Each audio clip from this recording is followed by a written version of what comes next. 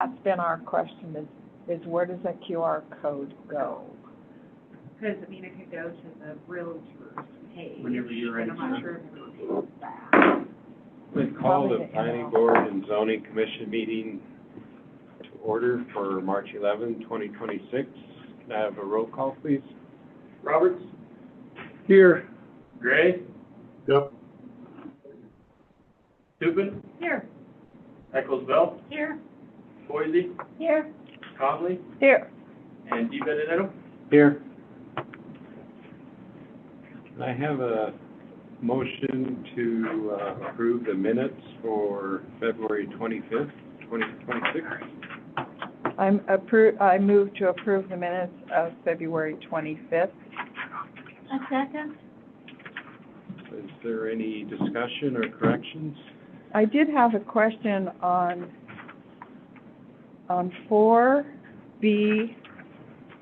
4BII. It says that the city council rep approved the MOU granting access to use the disc golf course during non-operational hours for a special event. I just don't remember that. No, we didn't do that. For a special event? No, that didn't happen. So, Yeah, we approved a MOU for disc golf. right. Period. Yep. But not during non-operational hours for a special event. Yeah, I think there was a question of using the park or something. I vaguely remember a small conversation around it, but mostly in jest. It doesn't need to be. So we should just put a period after, to use the disc golf Correct. course, period, And then strike. during non-operational hours for a special event. I mean, that might be happening at some point, but it wasn't, Yeah, it isn't the important part. no, we approved an MOU. That's what happened. That was the only thing that raised a question in my mind. Anybody have any other questions or corrections?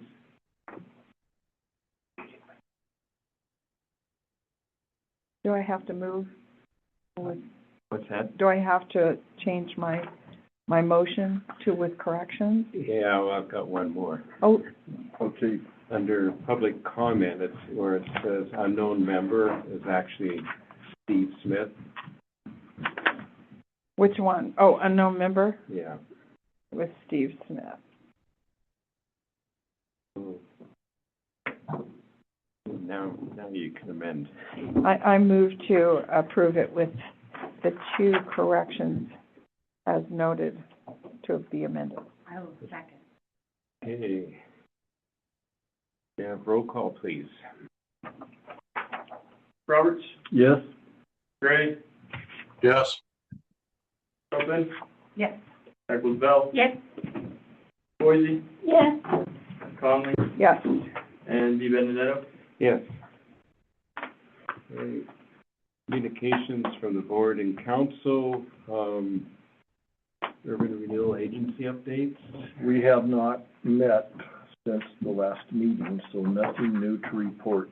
Okay. City council. I'm just pulling up the agenda so we can have three more. So we did approve the MOU for the PAR for ice skating, specifically requesting for them to go get more information and engineering reports, all of those types of pieces. So that was done. There was also conversation about the MOU with tennis and their next steps. It sounds like they're getting pretty close to having their preliminary engineering report done as well. So two things that are just coming up, and there was some conversations about needing planners as well. But that's Someone? But that's pretty common, so. Was there an approval on the tobacco in parks? Yes, so that did get approved. That is now city ordinance. So no tobacco use, whether that is smoking it or chewing it, in any city parks. We did remove recreational facilities from that because we can't dictate what people are doing with their own personal recreational facilities. And that includes vaping. Yes, that includes vaping. So the one it doesn't include is Zen pouches. It just wasn't included in the language. I think the intent was to have that there, but it wasn't included, so. Okay. Any report from the county? We have met once, I think, since I've been here. We're still working on the subdivision regulations and our growth policy, but we want to get that wrapped up at the next meeting, so that'll be on the 17th. Okay. That's two big projects. We won't get both of them wrapped up, but for sure the growth policy. So you can get that off the table.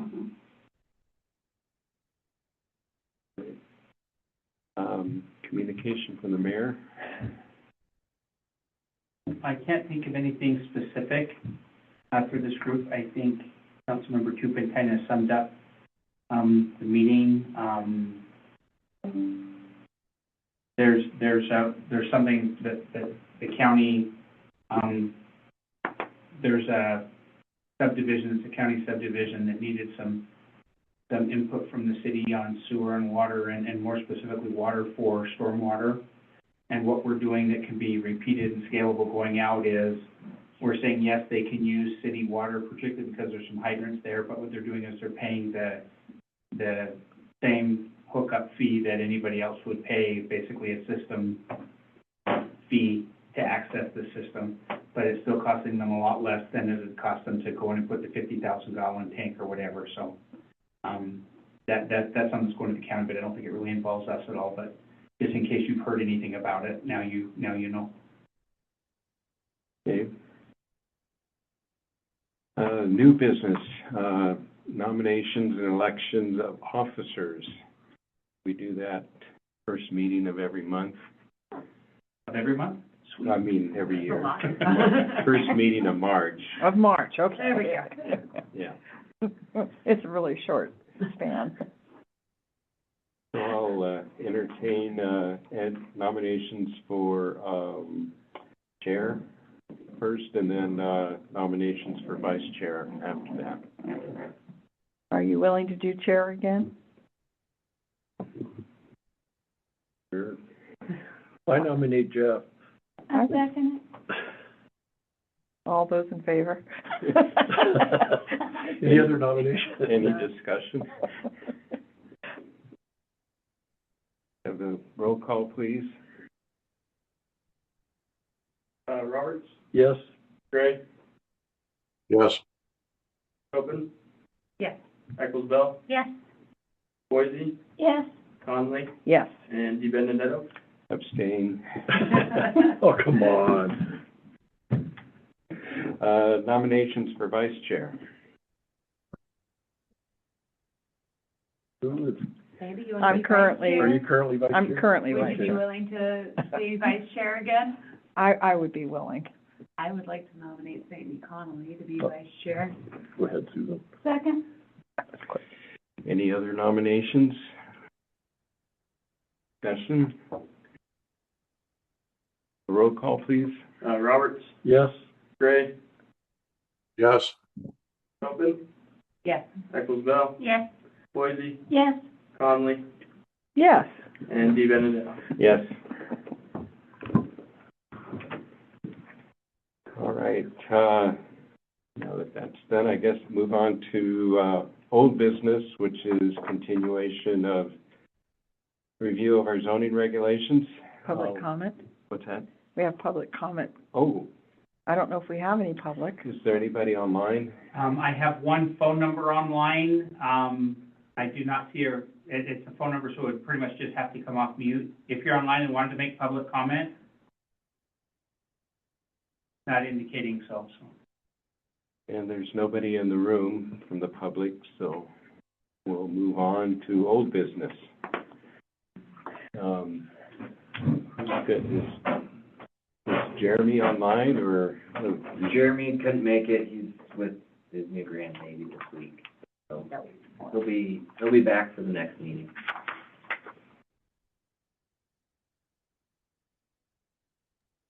So, Jeff, I'll be in town for the next one too. What was that? I said I'll be in town too. Sorry, since we, I still didn't catch it, did you? No. John will be back in town in person for the next meeting. Oh, right. good. All right, good. so I have a note that we're starting on commercial entrances. That sounds Commercial, C3N north for, commercial district standards. I had, C2, Yeah, commercial we were mixed still use zoning. kind of debating C2, Okay. and there was, some of you were gonna drive through. Which I did today to determine, yeah, I wanted to be fresh. You know, it's a weird zone. We know it's a weird zone, and there's a lot of residential in there, and then there are Yep. some areas that have the other side of the street. So like the east side might be commercial and the west side is all residential, and I know that we're not zoning by what it is, but what we think it would be good for. And it's really kind of messy down there, so, To say the least. I mean, it was really kind of crazy when I was trying to figure it out on a map. It's like something happened and we zoned for it after it happened. It's very weird. The weird thing about it is it's like the old railroad. Basically, it's the same line. It's that as- corridor, yeah. Yeah. Like where the rail, so, again, I think it was a little bit of column A of zoning for what's there, because you have some of the stuff that was historically there, and then zoning for what needed to have a space. So again, I kind of think about Northwest Energy and their whole block of fence and shop. Well, I was Yeah. trying to think that, you know, 6th to 7th on Hagan, both sides of the street are residential, except for the dairy. Yeah. But I don't think it would hurt anybody's feelings when that dairy finally goes out of business. So if we zoned it all residential, we would be smart, because nobody else is gonna want something in there. So that's something that might need to change. It's already residential. I have it down as C2, No, 6th to 7th as mixed use. is R3 on the Yeah, map. I got it as, it's across the street on Sixth Street, right? It's on the corner of Sixth and Hagen, of or Sixth Sixth and, yeah. and Sixth. Hagen, and it is the southeast corner. Yeah, that's R3. That's R3. Oh, Yeah, good. Yeah, it's R3. Okay, yours, I've done it a couple different ways and still couldn't With that block to read the, this map worth spot. Block. Yours the is block to prettier. the north I blew is mine up. residential. Oh, I blew these up. This is from the back of the real estate guide, which was cleaner than this. But it misspelled Hagen. Really? Oh, no. I know. Do you know this has been on the back of the real estate guide for at least 20 years? Oh, at least. But it's so small you can't read it anyway. Anyway, No wonder we didn't notice. so good. So we're not gonna worry about that. And, between 3rd and 5th on Hagen, Mine. I marked them. oh, good for you, see? Well, then you go ahead and go through it. And we just have to decide whether we're gonna, Well, I agree. It's actually more residential, single-family dwelling units than anything commercial. So, even the storage sheds are in R3. Yeah, I Yeah. noticed that. That's crazy. And then, and they could go away. and next to it is R4, so it could, if they went away, it could be multifamily. Mm. The other, and then across the street is Boyd's, and then, Right. Samurai Sue and, the T-shirt Yep. building, and then a vacant lot. And then between Sixth and Fifth Street, all along Cooper is all residential. Yep. Yeah. On the back side of that is, Northwest Energy, which is basically the full block along Hagen. Then directly across the street it's all residential with, I think, one vacant lot. And that's where the apartment, or the, I think the mayor said that's where the new town, or, multiplex is, That's across That's from. on Fifth and Hagen. the other. Isn't that Fifth Yeah, and Hagen? Napa. Yeah. And then the rest of it going down Hagen is Napa, then there's the greenhouse, Mhm. and then it's all residential after that. And then from Second Street, basically all the way along Bonner, all the way to, the greenhouse again is all residential, and then the Peak Cannery. Mhm. So between Peak Cannery, 1, 2,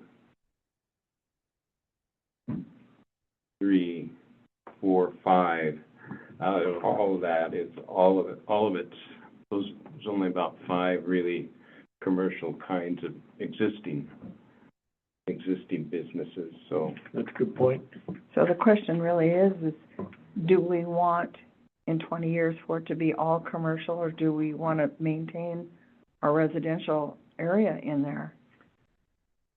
Well, housing is our issue. Yes. I'm kind of leaning toward residential. Yeah, That the commercial that's in there, you know, sooner or later they'll, Well, the commercial, except the only commercial that's really inconsistent probably with residential, I mean, that kind of stands out. The rest of it, it kind of blends in with the residential, but Northwest Energy is kind of the odd thing out, and, you know, maybe at some point they move out of town, or, who knows? but, yeah, that little block with Boyd's, you know, it's kind of here and here.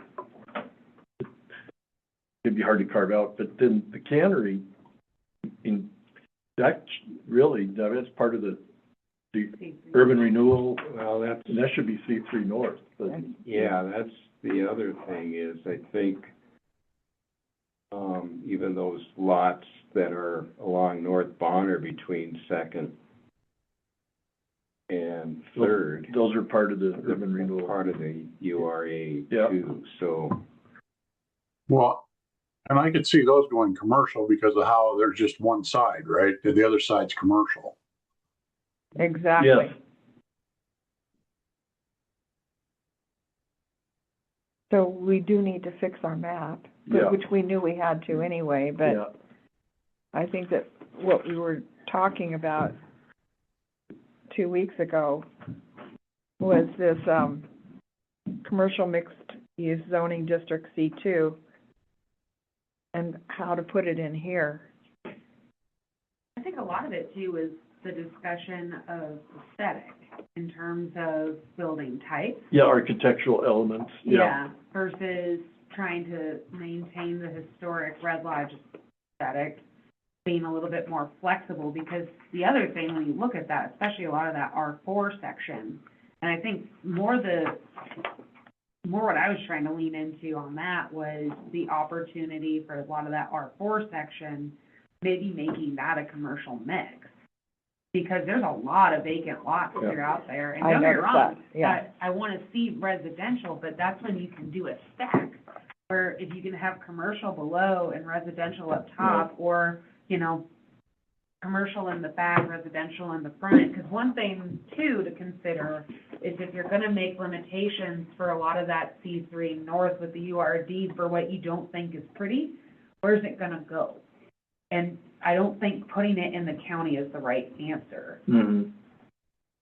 because there's No. going to be certain things that some of those more, again, stuff that you don't necessarily need to have on Main Street, those types of businesses. When you think about Northwest Energy, or you think about Boyd's Auto Shop, or, I mean, even some of the stuff that you see up in the URD, like, again, there's Saladays who has, you know, a residential unit and then a commercial in the back, like that kind of thing, where they don't necessarily need the Main Street office, but they do need a separation from, you know, they need a commercial space.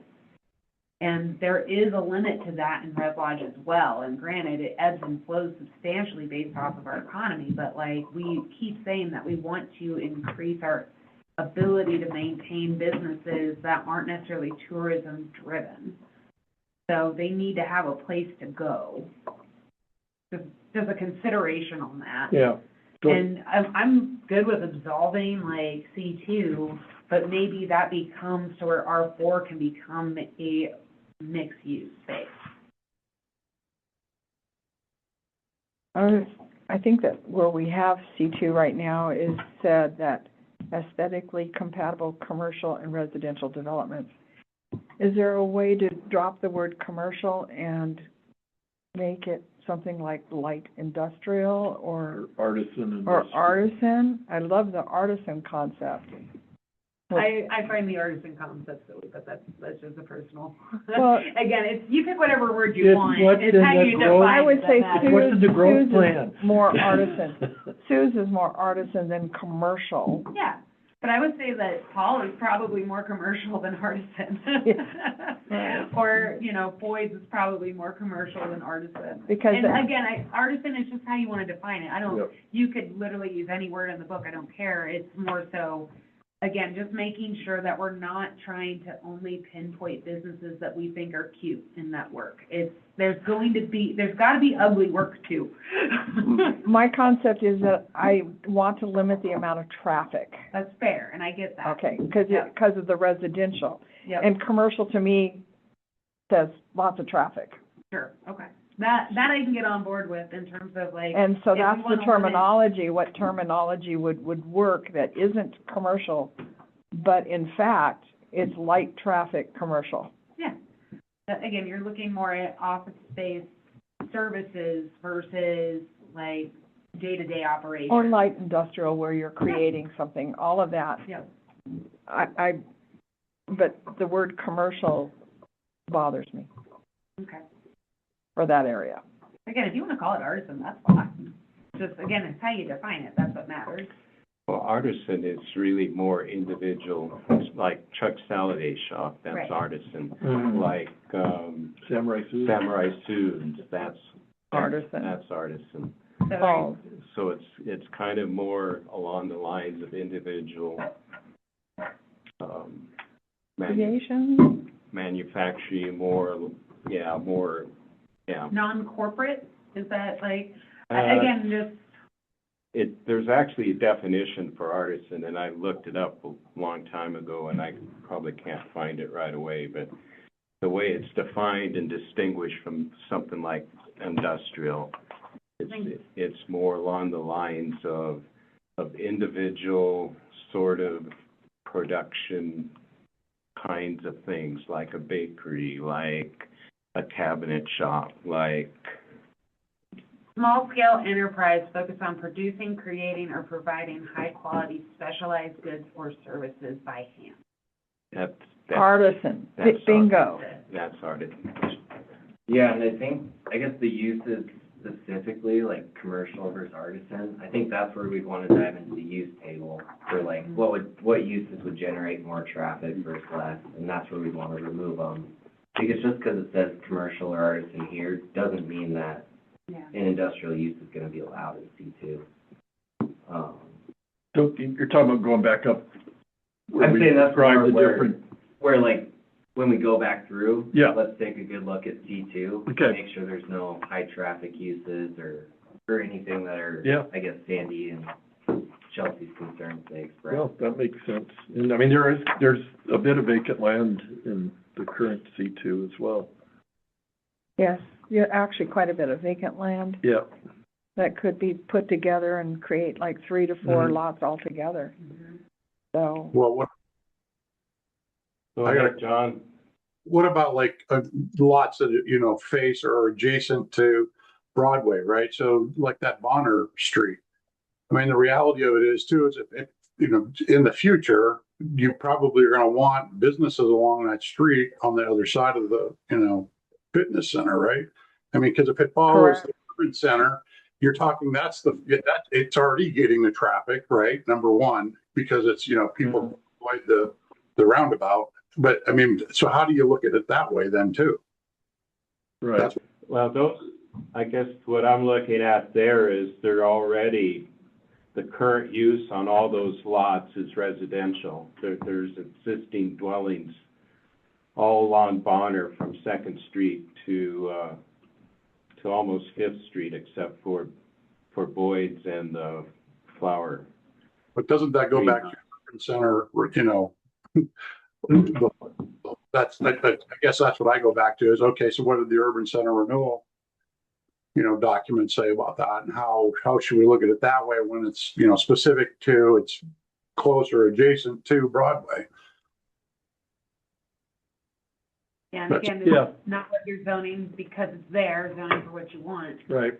Well, I think what we got hung up on last meeting was the idea of architectural elements compatible with residential appearance. Exactly. And that's, we just, so Yeah, if you're gonna have this mixed use in the way it is currently, how do you bring that all together to make it more of a residential character? You know, it's like, I guess, didn't we ask you guys if there was, again, what elements make that residential aesthetic? yeah.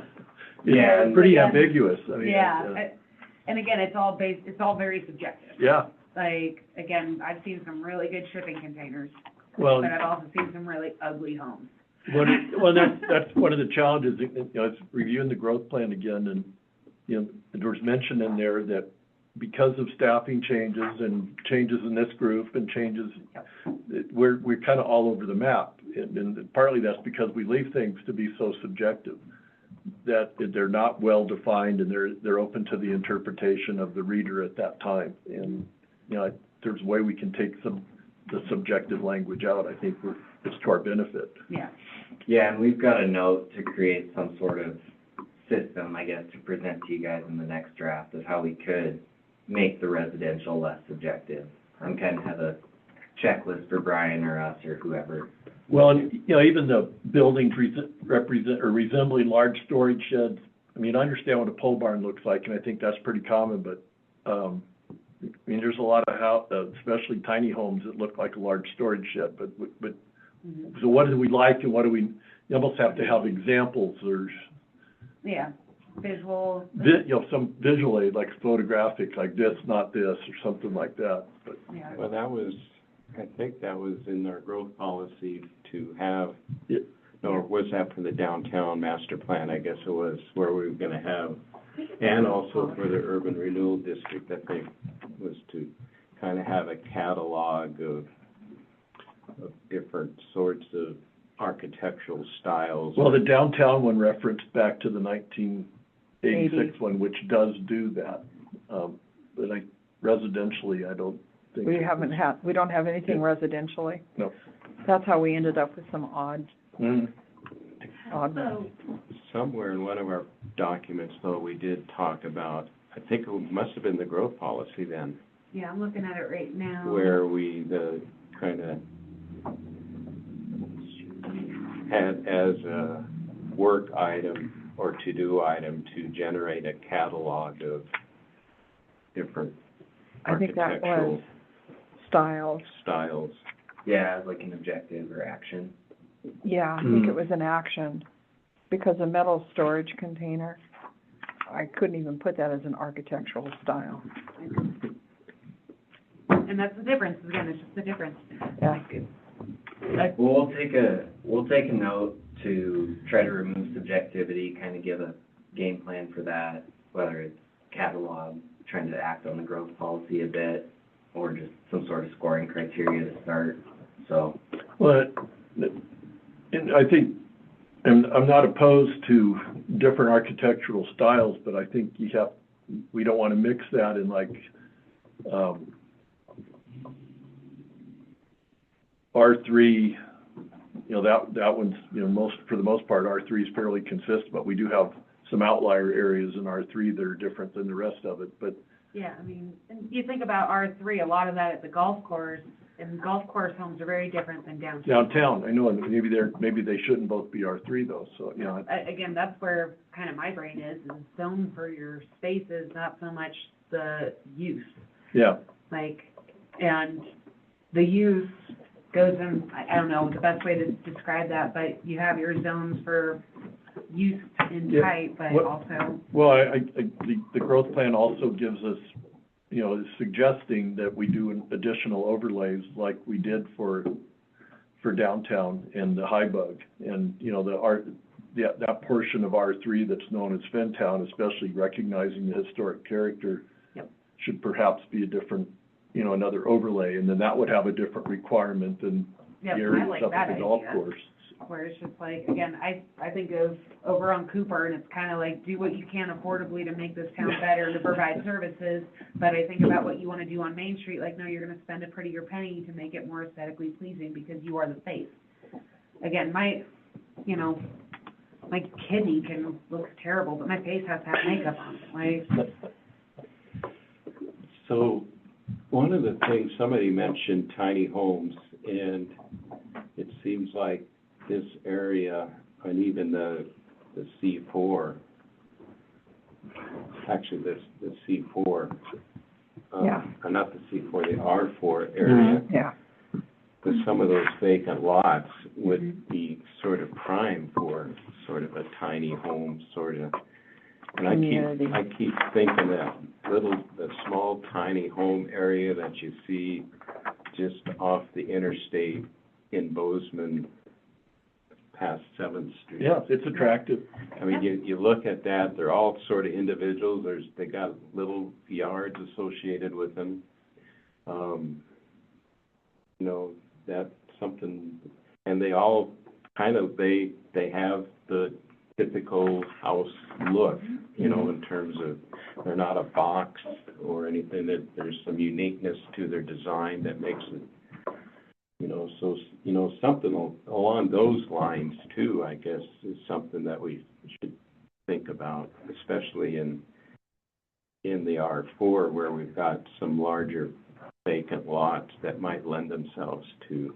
and I mean, we have essentially the row housing apartment style already there too, where, again, incentivizing that almost, where, again, it's not as much about, we want to make the big grand 3-bedroom home, it's the affordable homes in that area, but. But see, R4 is, you know, Kainu. Yeah, well, it's there, and I was fine with that. But up here on the golf course, it's where all the PUDs are, Mm-hmm. you know, and then when you go south of town, you know, that's another whole thing. So first off, I don't think Kainu should be part of that at all because they are larger lots. But they are multifamily homes. Yeah. For the most part now. Because I think that was a lot of the intention for that space, was to create the multifamily, like condo-style home. Well, yeah, the east For R4. east side of Kainu was originally gonna be, multi-story condos as opposed to the townhomes that are on the west side along the creek. Yeah. And that just got shelved because of the economy back then. That's the way that Yeah. subdivision plat was approved too. Right. Right.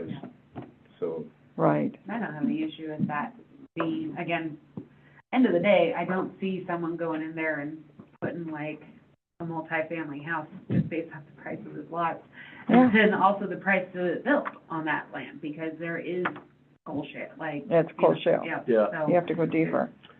so let's come back to Just To this one. the C2. So where are we at? We're kind of basically thinking to put in some wording relative to more, rather than using the term commercial, but more along the lines of artisan, or better define what we mean, what's meant by commercial? Is that kind of what? I think that, and more than anything, reevaluating the use table, make sure Well- it's not over impacting for what you want in C2. Would the language if we went back up to C1, would that be suitable for C2 as well, or is that too I exclusionary? think C1 is much more residential than, Yeah, Yeah, the C2's always been a bit of a challenge. you It's a know, funky spot. It is. a little bit of history why C2 used to be a lot larger. It used to be where all the R4 is Up right to the now. north of it. Oh, really? Yeah. That makes sense. All the I was way- wondering all the why we way up didn't to the- expand it. All the way up to, Yeah. oh, Because like that actually makes sense to me to be able to Yeah. have a lot of that space is mixed use, but. Should we hop down to C3N now? What's that? Should we hop to C3N? Yes. well, Oh, this will take the no, rest of the night. not yet. On C2, when I, under, let's see, C and, Roman numeral 3, it refers to access US Highway 212. Is it a US highway? Elsewhere, Yeah, is it a state highway? Yeah, that's down in C3N. Well, I'm at, C2. I hadn't gotten past C2. I don't have that on my version. On your C2, if you go under, community entrance zoning, oh, it is C3N, sorry. yeah. I've got so much stuff written over everything. I have US Highway 212, and we have to remember when it goes through town, it's actually Broadway. Right. And so I want to use them appropriately on here. And I see that like on, well, it refers to US Highway 212. I'm fine with, Roman numeral I, but I don't think it's US highway. I think it's a state highway. So we need to do that. Okay. Which is a state highway? 212. It's US highway. It's a It US. is US. Yeah, Well, then 308 further said it. down, it refers to it as a state highway, so, So we've got some comments on 3 and 4, so I guess to go in order, okay. start on Do 1 for I. We didn't change the description of C3N, so we don't have any edits to it. Okay. So moving to 2I, parking related, and I guess like maybe consider moving this to the parking standards instead, like having a special district standard, since that's where people are gonna Yeah, you'd mentioned that. look for parking anyway. So you talked about moving No, number 2 yeah, 2I. to, Parking standards. Yeah, moving it to the parking section under standards of general applicability. And I put a note in there, when you do move it, is perhaps with a conditional use permit. For instance, the hospital had this there, but they were allowed to put parking in the front because they had enough grass. In other words, it was a conditional use. They were able to put parking in front of the building conditionally. And so I didn't want to completely blow this out and say absolutely no parking in the front, because the hospital did it very tastefully. Oh, yeah, I think it's the best. And if it's done tastefully, I wouldn't have a problem with it. I think that's a good point, Sandy, and I think it has to do with setback. And we kind of briefly touched on it before, that especially C3 North, you don't want 40-foot frontage, 25 feet, or even 50 feet back from the roadway. Correct. Further back, it would, towards the bench, it would be fine. But you don't want to block the view shed from Yeah, and this, 212. and this would depend on the size of the parcel. Right, exactly. That perhaps they could have enough land in the front to block the parking, because you don't really see the parking. Let's say in front of somebody the wanted to hospital. build a, But anyway, that's something that you might consider when you're doing Yeah. parking standards. That a Yeah, conditional use might be available if, Yeah, I think it'd either be more of a administrative variance, or I don't know if conditional use would be the right. you think variance would be I better. think it'd be a variance, or you'd have a way of like, if you meet these criteria, parking can go in the front. I think that was kind of what we had discussed, was like doing almost like a scale. The further back you go, the different rules that apply. For Well, height, yeah. yeah. let's say somebody wants to build a hotel. Let's say Hilton Garden Inns wants to come in, and traditionally, they have parking all the way around the building to make guest access easier. Yeah. And you're basically precluding something like that from going back against the bench and saying, oh, no, you can't have any parking that's visible from 212. Well, that's kind of a deal killer for them unless we provide them a mechanism. Yep. And it's really visibility is what we're talking about. Yeah. I mean, let's be honest, we don't want parking to be visible Well, you can, berms. along the and- highway. Berms and plantings, landscaping. There's Exactly. a lot of ways around it, but that's. Yeah. That's the bottom line, is Yeah. we don't want a bunch of parking lots along Broadway. Right. So that's the reality. You Anyway, have to have that green space, the breakup. and perhaps, like you said, the berms and Yeah, I mean, again, I trees think and it, bushes and, it depends on how it looks, but I think just more so that visual break, yeah, that's what we're however looking for. that looks. It could be a pond with fountains.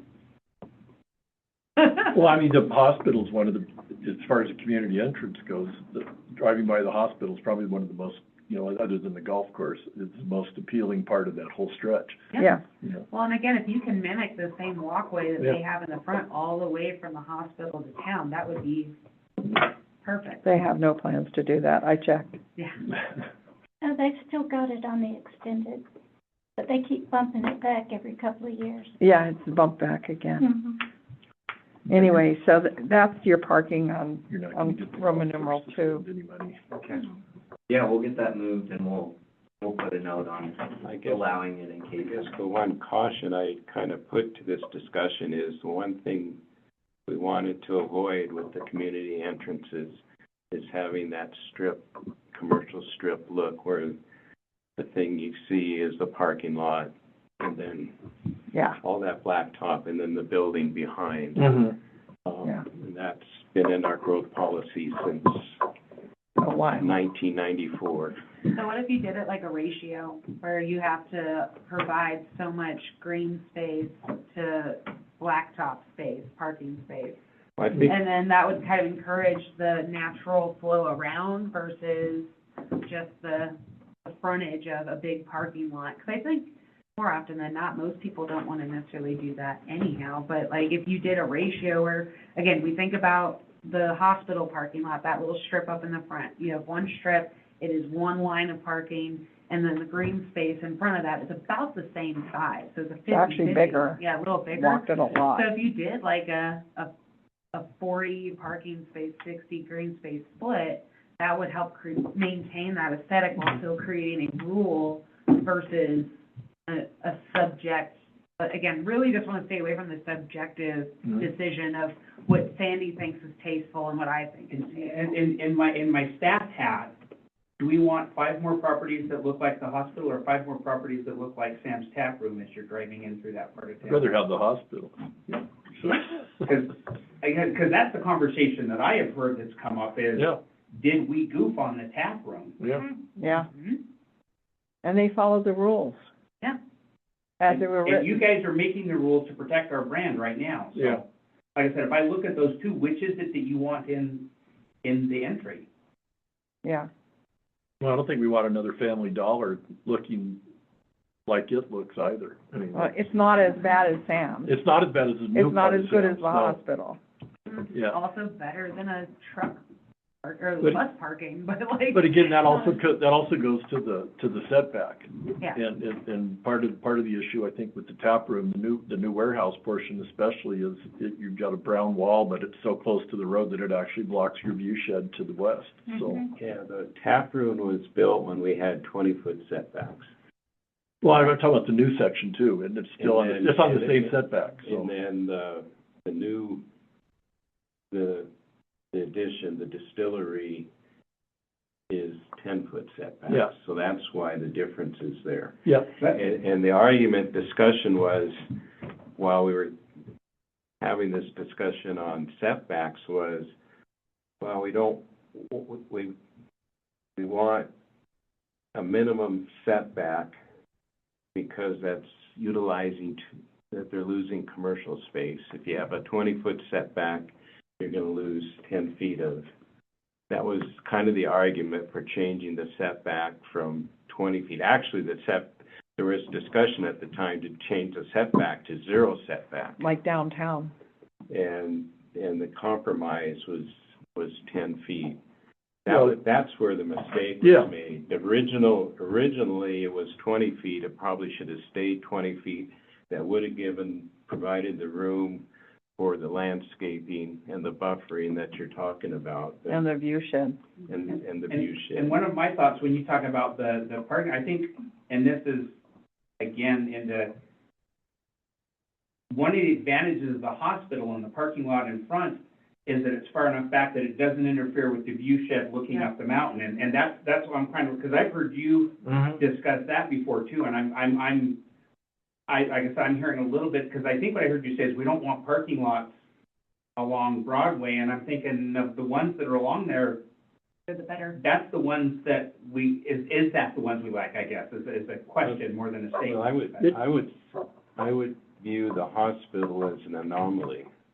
When I think about what you typically see in a community entrance is the strip mall with the building set way back and an acre of blacktop parking lot, no green space, nothing. And that was the look, that's the to steer away from. I don't have any issues with the way the hospital turned out, or Right. even the assisted living facility there. But I think the other thing we need to think about is there's only two really parcels left on the west side.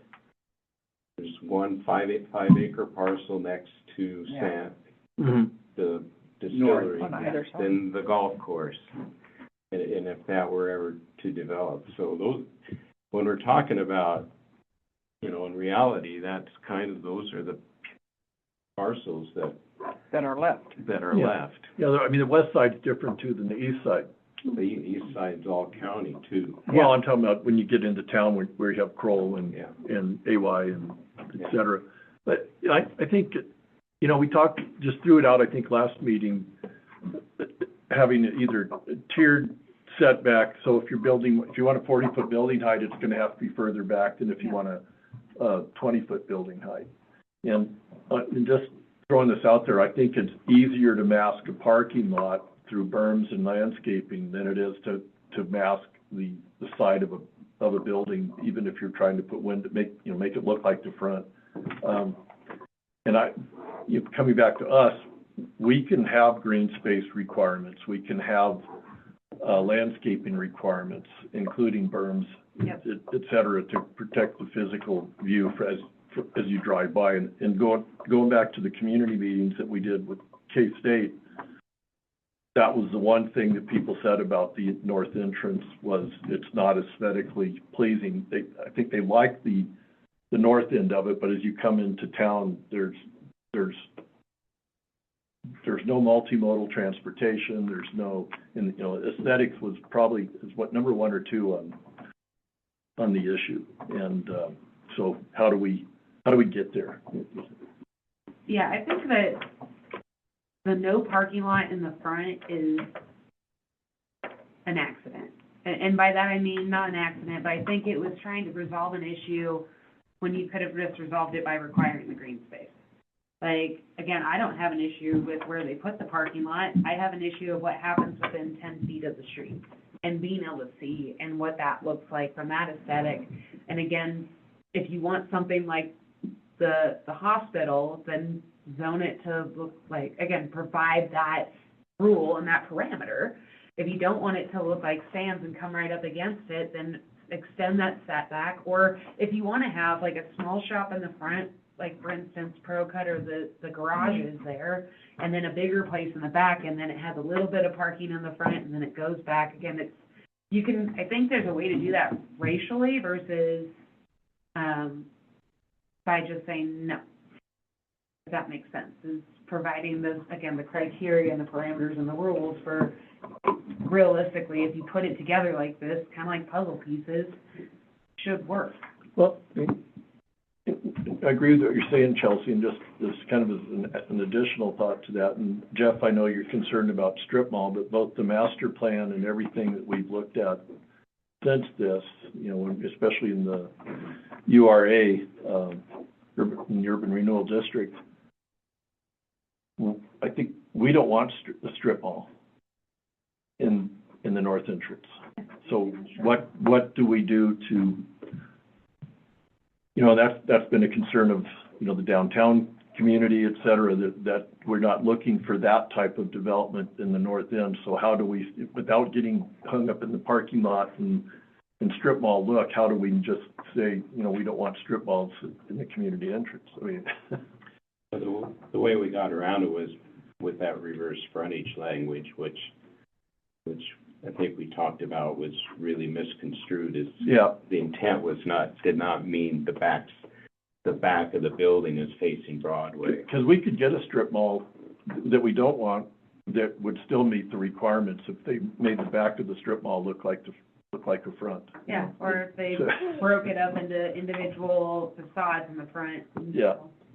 Well, that kind of brings us to one of the things we've thrown around in the urban renewal group is doing an overlay for that urban renewal portion. And we just really get specific about what type of development we want to see there. And I think that's the perfect way to handle that Yeah. district. I mean, there's also parts of C3 North to the south that and there's just parts of C3 North you can't really lump in with the rest of it because they just don't fit. Yeah.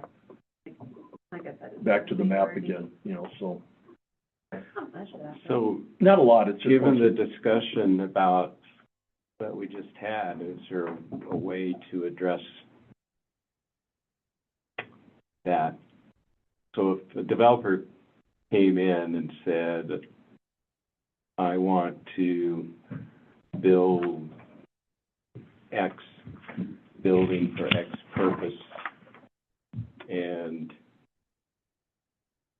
how would we provide the appropriate direction to them so that if there was parking in front, that it was screened, that there was appropriate setbacks? How would we do that? So I think right now, and I don't have the current zoning in front of me, but I think if it was written like this right now, I think Jeremy would say, we wouldn't allow that in the front. They'd have to apply for a variance, say what their hardship is, and basically would give us a proposal for what their landscaping, buffer, all the concerns you just expressed. If we were to write it into this to maybe allow it, I think we would go to either push them towards the variance still, or, like City of Billings, for example, they have variances that are administrative reliefs is what they call them. Mm-hmm. So basically, you have to have a certain number of trees on your frontage. Well, if there's existing trees, they can administratively require less trees. Mm-hmm. So like in this case, if they meet certain criteria, we could administratively say, okay, it's allowed in the front. The flip side to that is it does leave some subjectivity to your staff on which ones get front parking lots and which ones don't. So I would lean more towards if the general view is it's more likely that these front parking lots are going to cause a problem, then we keep it as a variance. If we can come up with a black and white way for staff to review it, I think it sounds like there's general openness to having them in the front. So I'd go more with like the landscaping requirements, Mm-hmm. larger setbacks potentially, maybe do an overlay along Broadway Well, to increase That's setbacks. the way the hospital approached it. Yeah. Because at the time, it was a 20-foot setback.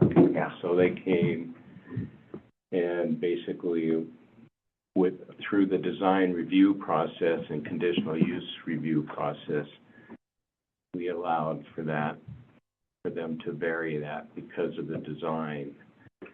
So, It was all design driven. Yeah.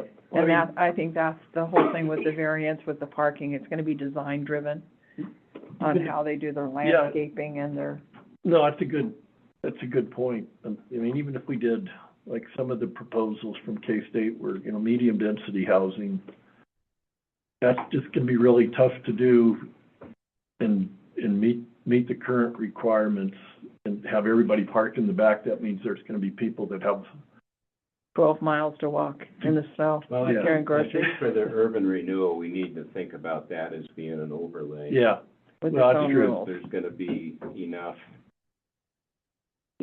difference in kind of the design opportunities that were presented to us that we don't want. We wanna allow for some of that flexibility within the URA. But outside the URA, I guess I'm leaning towards kind of not being more, having language that's that discourages parking lots in front of the building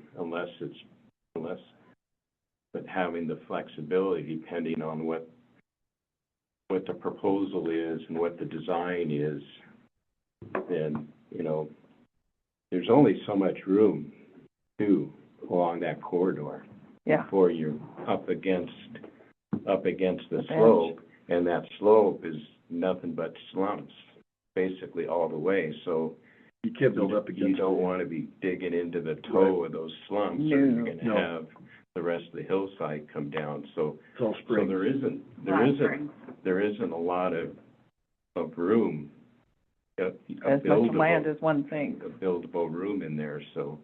Yeah, so which I guess is kind of in order, that parking's down the line. So we'll go back with Jeremy and we'll come up with kind of this flexible way where primarily it's no, but you can get a yes through these steps. I like the idea of moving it to the parking standards instead of where we are. Yeah. I mean, let's just do that, and I love the idea of, a design variance kind of thing. Well, A relief, I like the A relief. relief. well, I mean, there's one other, Jeff, you mentioned that there's only one large parcel, but actually the entire area of that lower portion of the golf course, who knows? That may not be a golf course in 5 years, Well- or 3 years, or 2 years. Professional tube hill. Hmm? They could turn it into a tube hill. Yeah. Sorry, nice goal. You're so lucky. No, I mean, it's not, that's not set in stone, that will always be a golf course. It's, Yep. No, But my point is, so even Yeah. it's a narrow strip It is of narrow. property below the toe slope. Well, we have that big strip of P1P parkland, which I guess is that slope, so. yeah. So if we jump down to I, or three, Uh-huh. so I guess maybe a clarification for Dave, but I guess typically the city doesn't regulate approaches to NDT highways. Maybe there's a different agreement in Red Lodge. But I guess our proposal would be, we basically reword it, and I can read what Jeremy and I put together. But basically it's access has to get NDT permits. We won't issue a zoning permit or a building permit It has nothing to do with zoning. without NDT. Mm-hmm. And I would dump the reference to US highways or state highways, just call them highways. Because we've got US twice and state once, and frankly, we're talking about city limits. I mean, when we're talking about the highways, I'm fine. But, once it gets in city limits, it needs to be Broadway. And I that's not until 4, so. And we could say Broadway Avenue and then in parentheses, because we will want to make it clear that it's, That I guess 212 is Broadway. yeah, we want to make it clear it's an NDT route, and this is why you have to get an NDT permit. Mm. But we'll make it clear it's the same street. Yeah. It'd be a splash. Slash. That was kind of what mine was. Okay. So I guess we can move on to that next one then. I had a note here, site plan shall be designed to preserve views of Rock Creek. Rock Creek isn't really super visible from T3 North. Yeah. And it's county land. Right. It's literally We have- like, And really what we're talking about preserving are the mountain views, whether it's Mount Yeah. Maurice or whatever. So I was kind of thinking of getting rid of Rock Creek since there aren't any views of it anyway. Yeah, by the time you get to Even Beartooth after the Electric, Beartooth Electric's the closest Yeah. end to the east, and there is no view of Rock Creek. from that point to the. And so our comment on this is another one of those subjective ones that's tough for staff to review. Right. Because if they meet your setbacks and they meet your height, what's considered not preserving the view? Is it blocking, you know, one Building little on your spot lot. of Rock Creek? Is it blocking the whole view from the lot? And I guess this would be if we annexed in any of that section, that would become relevant at that point, but. But then there'd be houses in there too that would be Mhm. between You two still- twelve and the Well, creek. again, 100 years from now, who knows what's gonna happen on that section? From 2 Mile Bridge, you know, up to Bear Creek, up to Beartooth Electric. The creek's so far away, Yeah, it just doesn't make any sense, even if that was annexed in from the county. and there's so much tree cover there anyhow, so. Yeah. I think. Jeremy, I'm presuming that if we annex something in, one of the first things that would happen is it would come to the planning board, and planning board would set what that zoning is going to be. That's a good point. I believe it's automatically annexed as R1, if I remember right, Based on what? zoning, right? Or the Annexation. annexation policy, or is it Okay. zoning? One of those two documents says how a property, Never but seen that then one. they can petition as part of their annexation to zone it as There's something else. An R4. annexation property. You're right.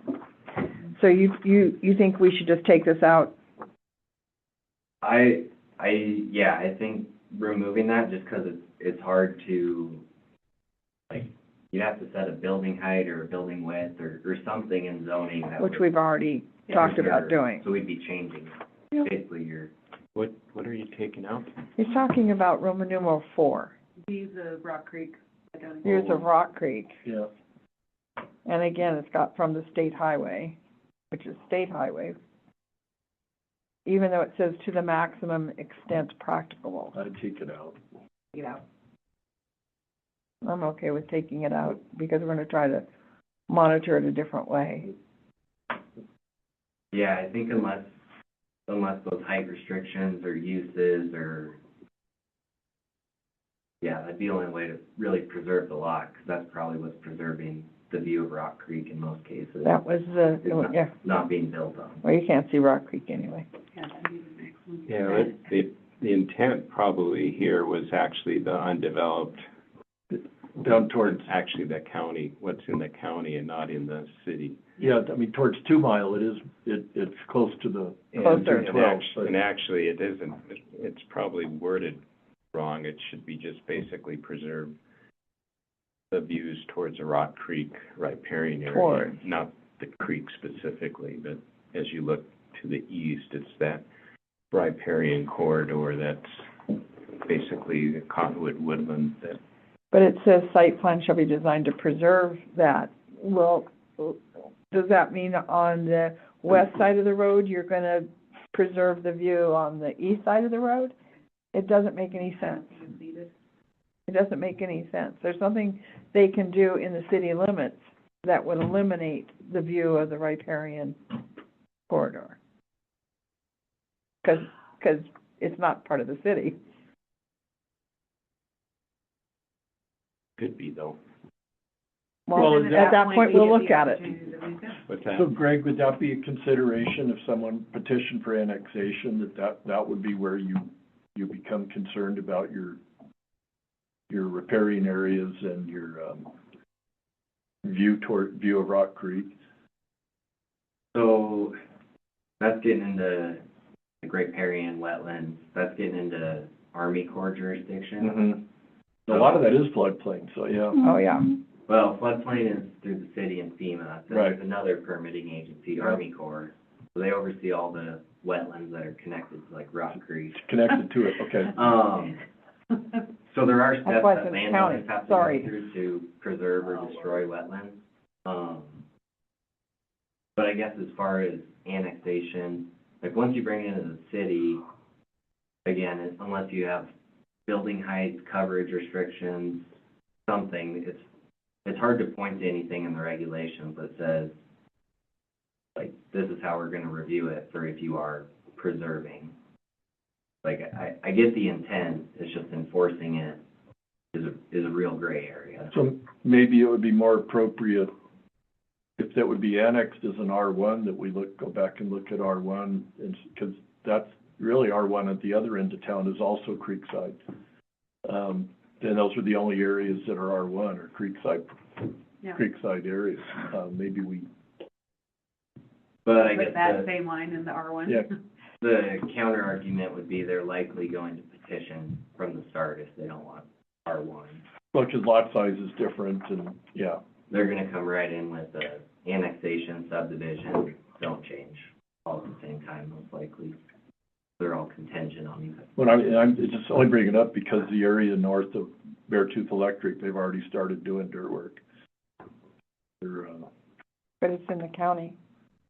Talk to Marnie. yeah, that'll be an interesting one. Which, I guess my one thought, and I haven't ran this by Jeremy, but like if the Army Corps is involved and they're overseeing those wetlands, you could do something similar to MDT where they have to provide a permit or no permit required. Then the city's at least making an effort to make sure it's preserved. That would give us something to point to. Yeah, I'm kind of wondering if that shouldn't be, maybe the wording that's in here is something along those lines rather than just, Like proper permitting to, yeah. Mm-hmm. I don't like saying destroy, but tear up. Alter, Destroy, just say destroying, call it good. Okay. So what are we gonna do with 4? Take it out? So we'll propose some language, to kind of match the MDT permitting, but in this case, it'll be Army Corps, maybe floodplain if we think that's prudent. And we'll give a new proposal for New the language. intent, I guess, of it to preserve those areas. Okay, So the only change on 5, I guess we clarified that for use is subject to design review. We added that at the beginning. We'll pan over in a second.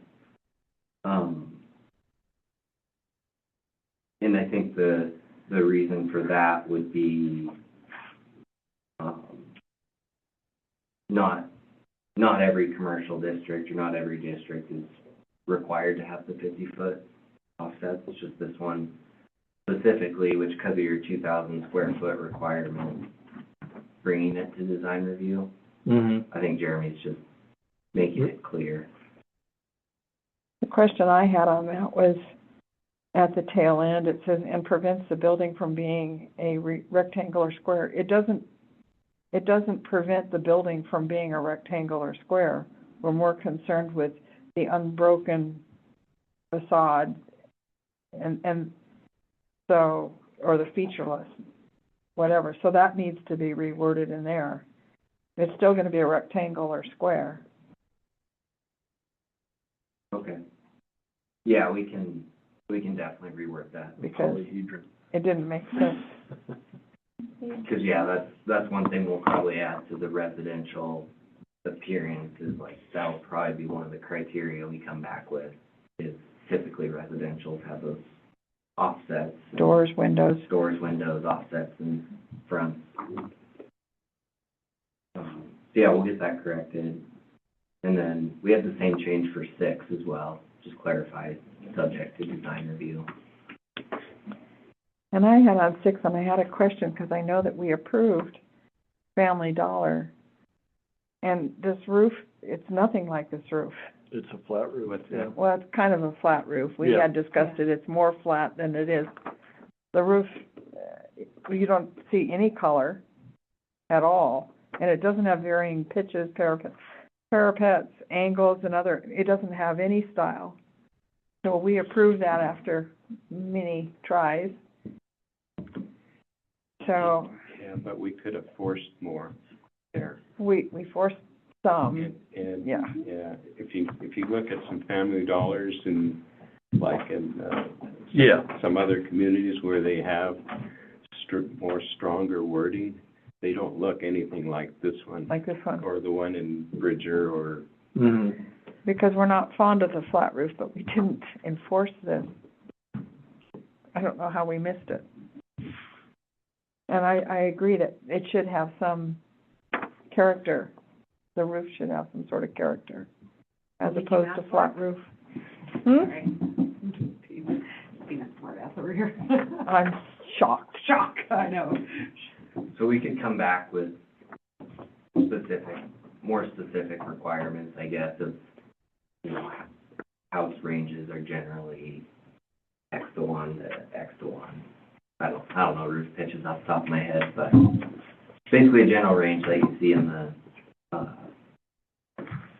kind of the building world for sloped roofs. And we discussed it briefly only for snow load. Yeah. But the architect was sure that it was just fine. Hasn't caved in yet. I know, and if it does, it's, sorry, Shoot. darn. We Not- need to move on to Sure. south? Yep. Okay, so we didn't change anything to the purpose or intent. I didn't know if anyone had any comments on that. I didn't have any. Okay. Not hearing anything, so 2, 3, and 4, those are the exact same as C3N. So we'll just mirror those changes we already talked about. So the parking will move to a, Parking will move to the parking section. Highway access will move to an NDT requirement. When you go back to 1 and C3 North, does it mention strip malls? I think that they were identical. Are they identical language? Because it mentions strip malls here. It does. Yeah. I don't know. See, I thought they were identical, but I don't see that they are identical. No, I know the growth policy. I know the growth policy does. They both say C3 in or S district is intended to avoid typical strip commercial development and promote a mixed types of transportation or more multimodal transportation for the purpose Okay. of coordinating land use with major transportation corridors and announcing the arrival. So that's oh yeah, I see both it. in It- both it- 3 North It and was South. the same, Yeah. yeah. That's good. So we did express that intent, so. So, okay. So yeah, we'll change those 3 to match, and then 5 and 6 for the exact, Same change Same with that problem. rectangle or square weird thing. yeah, and then adding some more guidelines roofs. Yeah. That was easy. So flew through right through that. C4, purpose and intent stays the same. If there's any comments?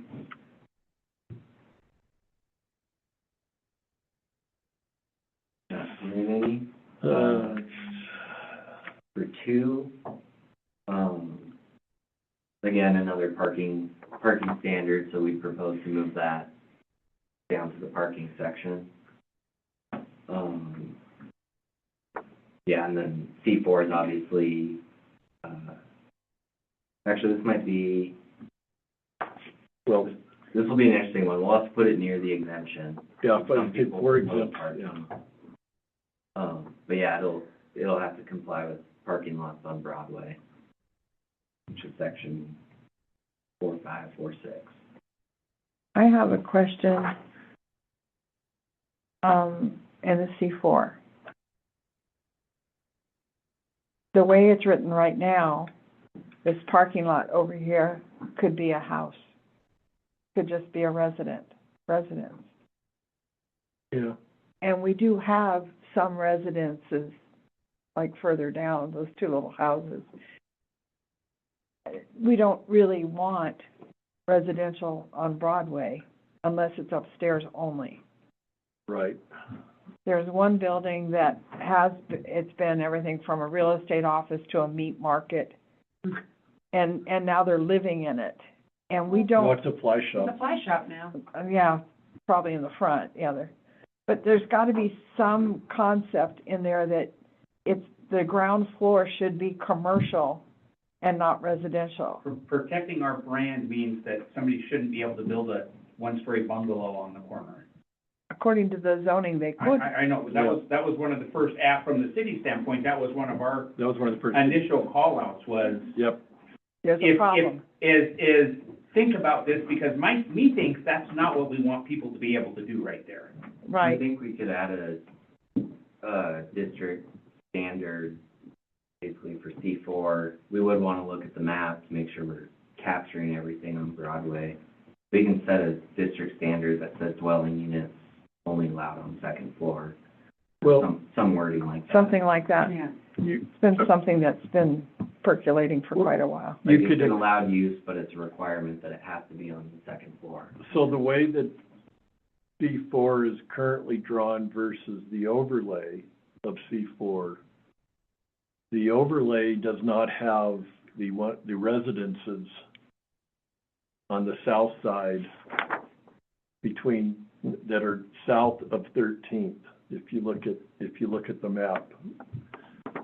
So I think you could accomplish what we would like to accomplish by addressing it in the overlay as opposed to the entire That's a district. really good call. Yeah, because Because there are already single-family homes There on, are, but And- again, we're not doing it for what it is. no, but they're also out of the overlay.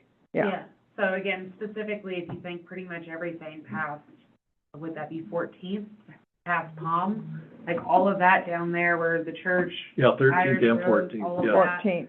yeah, like all of that down there makes sense as residential, As Versus- non-residential. as residential or non-residential. Right. Because again, if you look right next to Prendy's, there's 4 houses right in a row. But 13th to 14th, so, Well, what he's saying is using the overlay, not just C4. yeah. Right. Oh, Because like the Merv Coleman studio is outside of the overlay. Yeah. And if, someone wanted to buy that and make it into a residence, that wouldn't be a prohibited, It wouldn't hurt my feelings. it would be a permitted use. So, Yeah, it's just if someone wanted to do it right here on this Right, corner then it in would that be. historic corridor. Then it wouldn't be. And we couldn't say anything about it. It wouldn't come to the planning board, it wouldn't do anything. They just built their one-story house right there. Well, I know, but that's why we address that in the overlay as opposed to the entire district. Okay. So the question is, I guess, do you want to see no more residential units down the front and try and make that entirely a commercial corridor? Or is it okay to have the residential? I would say just in the overlay. Yeah, So like there's a lot on the corner, that would not be in the overlay. That's not in the overlay, Someone could just build a house and there. it's probably C2. Okay. But it's across from a commercial, but there are residences. which lot are you referencing? The Yeah, parking someone lot, on C2, she's right, or C1. the parking lot, where the buses always picked up for the mine. Oh, that one, yeah, that's in C1, yeah. Yeah. So, yes, that was just the inquiry, but I like the idea of keeping that overlay specific. Okay, so we'll add that requirement to the overlay, and then we might want to just look at the overlay boundary. Right. Make sure it's, Yeah, because right now it goes about halfway on the, in between 13th and 14th. yeah, I mean, the east side, that's different. On the west side, I think where it is right now, without blowing it up, you've got into some of the residential, You have, unless yeah. it starts, covering Broadway, where it should end, but, Because Yeah. next to that is residential, commercial. Yeah. More mixed use, and Yeah. that's fine. I think one of the things I was thinking about, having the C1 start at 14th Street and go south, because I think right now it starts at 15th, It does. yeah. and on the west side of Broadway, that's all residential except for one vacant lot where the house was torn down. Right. So that's a suggestion, I guess I was gonna bring up at some point that the C1 should really start at It fits A little better. sooner. Yeah, 14th Street to count for that block of residential. that's a good idea, as we have to really look at And the those map. are all, again, all those yards are setbacks like 20 feet. Right. I kind of wish we'd done the zoning map first. First. Right. Well, I guess what we could do is we could dive into it after we get through these regulations. And then go back to these and then compare. that'll also give us some time to incorporate all these comments and provide as close to a final draft as we can. Okay. But yeah, we'll add that. And then we have a note to look at the overlay, so. The one comment on the parking would be to exempt the residential along Broadway. Like, they're required no more than, I think it's one parking space per unit is what the standards say now. Mhm. So you may, like, which I guess is already exempt in C4, isn't it? I'm not sure where that comment came from. Disregard. So moving on, we didn't have any comments on 3. Building facade entries facing the adjacent street or avenue, or recess 2 feet. 4, Parking again.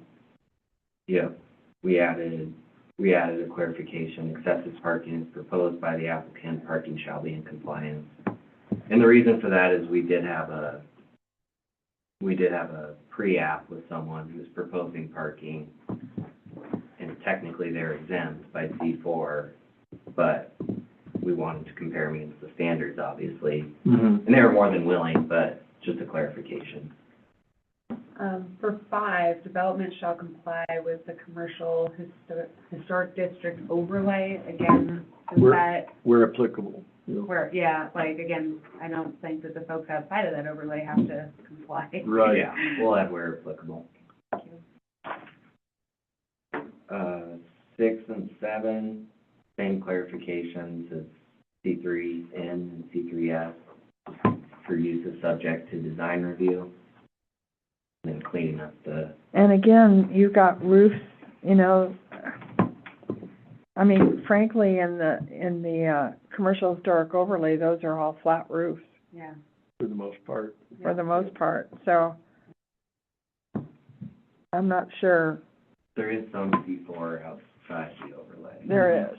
The question really is I don't have an issue with the if they took down the Scoops building, do they have to build a roof that has parapets and pitches and all of that, or can they do flat roofs like the buildings around it? Does the historic overlay I'm on, discuss flat roofs at all, do you know? Off the top of your head? I don't think we discussed flat roofs anywhere. I think we only generally refer to the roofs with varying pitches. Mm. Then I would say, to answer your question, they would have to build it unless they got a variance.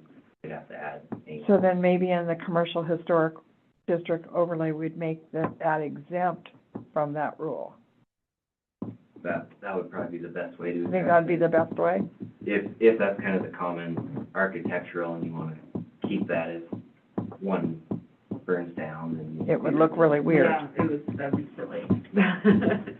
Isn't my recollection that a variance is only for hardship? You can't use the property without it? Mhm. Mhm. I know, You can't do what you want, yeah. that's the problem That's to why me you- with I agree, if we're gonna overdoing. make it a variance, we're making a variance. My variance. recollection is that variance is an Hard. incredibly strict, because we don't want to get in It's the, a hardship, yeah. yeah, it's a hardship because you can't use it. You don't want to be doing things that aren't standard. That's what ends up in court.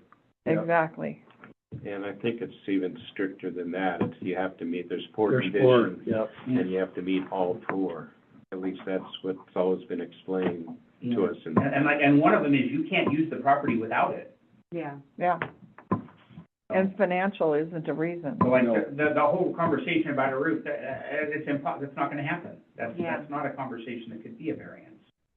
But it could be an exemption in the historic district. So that would work. Yeah. Yeah. Okay. We'll add that to the overlay district. 8, case study, multi-level buildings are encouraged. However, building height shall be consistent with adjoining buildings. So if one building is 2-story on one side and 1-story on the other side, It's 1.5. Yeah. I think that this is, Flip of a coin. Yeah. So our thought was, there's building height limits, so done. unless you wanted to set a minimum building height, you've got a max. Yeah. Yeah, and then your example is a good example of how do we enforce that. Yeah. Yeah, I think it might be smart in the historic corridor to put a minimum in that overlay on Broadway, where you're not doing a single story right here on this corner, because that's one of the things we discussed in the master plan and the growth policy is really taking advantage of and encouraging that second story growth. Mm-hmm. Because, I mean, so that might be something throughout that section specifically As a minimum. as a minimum. Well, we're also trying to encourage housing and, that, Putting apartments up top, it's, again, it's one of those things that I'm not usually a pay-to-play kind of person, but when it comes to the Main Street, that's a very different conversation. that's probably the most expensive land, and, I don't know, maybe the Creekside might be more, but. Oh, Creekside's It definitely is a more. lot. Yeah. Definitely more. But, I mean, realistically, if we want to stay consistent with the growth policy Yeah. and the master plan, having a minimum for those downtown, again, basically those 3 blocks, outside of that, I'd have a little bit more heartburn, but, I would say that they can't be, they have to be 30 feet. Yeah. Make it easy. mhm. Okay. Yeah, so it doesn't necessarily have to be 2 stories, but you have to have really tall ceilings. Yeah.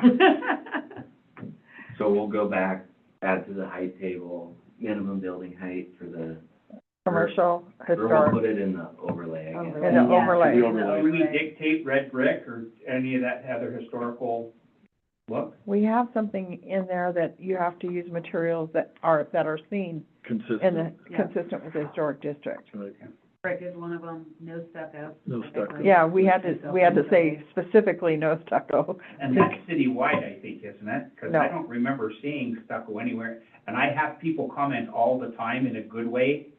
That I did a really good job of setting my hands last week, it was going on, but people comment about the fact that we don't have stucco in it, that's a good thing. What's wrong with stucco? Just curious. Like, Well, that's what they asked us when Family Dollar wanted to do stucco, and he said, it lasts for 100 years. And it's like, but this is the Wild West. so now I'm not hearing what's wrong with stucco though. Like, what's wrong with stucco? Is it just not attractive, or is it? I didn't quiz them, but that was the general gist. It's not attractive, it looks cheap, it's very cool that you don't have it here. It's Interesting. Southwest, it's hot, I mean, that's really what it was I didn't think about all those designed for. houses on Hauser that are stucco, like in the high book. Yeah, yeah, no, the reason why we got away with it is we said that you have to use materials that are consistent with the downtown. Gotcha. I mean, I'm fine with it. I'm just curious. I thought that maybe that there was like an asbestos thing No, to do with it's just stucco. We could be like Chicago and just insist on brick. Where Yeah, that of course. came from was when Montana Power had their office downtown and they Yeah. moved, and all of a sudden we had this Santa Fe look in the middle of our downtown. Well, we Pink. do have, And it we was do have pink. that, Of course that it was. stretch of stucco It was In- pink stucco, right in the middle of the block. yeah. The eye clinic, and that's all a stucco Yeah, facade. that's what I'm Yeah. talking about. Yeah, It's all stucco, but they painted it. Yeah, Oh. that used to be the Montana Power. Power, office. yeah. And then, yeah, that generated a lot of discussion when, Didn't it though? Why I'm are just we curious more. I've been thinking about this a lot since we started this. I'm like, why everyone hates stucco? why are. Some people think it's fugly. Okay, noted. So it's subjective, got it. Absolutely. And now you're back to the, Yep. you're building and protecting the brand of Red Lodge. Yep, and Right, and that's, and, Just wanna make and sure. I always trust boards, always. So I'm confused with what 8 says. Is that, We'll use our. So the first sentence, is a little confusing. So I guess what we're proposing is to add in the overlay district a minimum building height, that you're encouraging 2 stories for new development, Requiring. Requiring. or requiring 32 stories. And then I guess we probably would strike the consistent with adjoining. well, I If mean, they build Yeah. to your minimum, then you that's your minimum for a reason, Yeah. that's what you But- want. we don't want, I'm confused with the setback from the street. So we want the second story to be set back from the street. I thought that was an odd, yeah, Oh, that's just, Yeah, so that was a previous requirement we transferred over, and I think it's because some of the buildings are shorter. right. When new ones were coming in, they were trying to keep kind of that uniform It just makes it look worse, but. look. Do we want that? The back from the street up to 30 feet to allow lower floors. In other words, you can have a one-story at street level, and then the second story is gonna be, 30 feet from the, yeah. Only if there's a really cool rooftop bar. So basically, I if think, the downtown got destroyed, would you want it to be rebuilt with the shorter and then the offset style, or vertical 30-foot buildings? I think we want I want the vertical 30-foot, that'd be my vote, but, Yeah, the upper floors in part of that area are really historic and yeah. amazing. Mhm. Yeah, I personally would rather have the 30-foot, again, unless it was, there would be. Unless they wanted to do a rooftop, yeah. Unless there was something there, like taking up that space, it wasn't just dead space. Like if it was actually Yeah. usable, functional space, like if you had a balcony, Yeah, technically, like I just consider that as long as it's not a void. so I mean, if you just look at, you know, there's where the bookstore is, but then you have Rock Creek Roasters, Yeah. Naughty Pine, Mm-hmm. Red Lodge Cafe, the rest of that block are one-story fronts. Mm-hmm. I'm not sure we even need 8. Yeah, on this, it just, I think Yeah. it's weird, you know.